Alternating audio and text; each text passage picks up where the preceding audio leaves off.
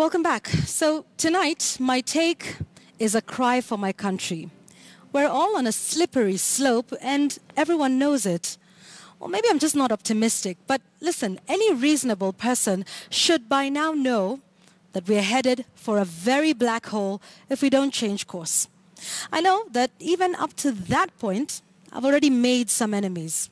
And that's because we have become a country of only two possibilities. You see, in this dichotomy, you're either NASA or Jubilee. You're either Luo or Kikuyu. If you are none of these, we will still fit you into either box anyway. That, folks, is the real state of our nation today. If you wear red, you are jubilated. Doesn't matter if red is your favorite color or that it existed way beyond these parties, or if you just decided to mark Valentine's Day early, who knows. If you dare to put on orange, you're a Nazarite. Listen, if you think the economy is in doldrums, then you are most certainly a Raila supporter. If you believe that the economy has grown over the last few years and we have nothing to worry about, then you're in Uhuru's camp. Worse still, if you are from a NASA stronghold and you hold views even remotely similar to Uhuru Kenyatta, shame on you, you're a traitor.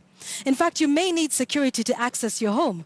Just ask PLO Lumumba, whose only crime was to represent the IEBC in the Raila Odinga case, or Justice Ojwang, who gave a dissenting view in the historic Supreme Court judgment. Oh yes, and while you're at it, you could have a conversation with one David Ndi Mwangi. Yes, he has a last name that is Mwangi, and yes, he is a Raila Odinga supporter, a strategist no less. And for that, he is called a voodoo economist. Forget everything he says. And what about Maina Kiai, who's held in contempt for apparently refusing to defend the crown? The list is long, and you know I'm right. But tell me, Kenya, when did we become this way? Or have we always been like this? Is this what the founding fathers fought for?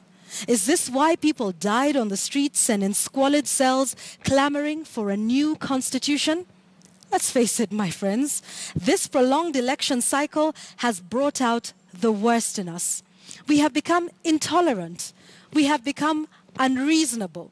We loathe contrary views and we hate those who are not in our tiny little box.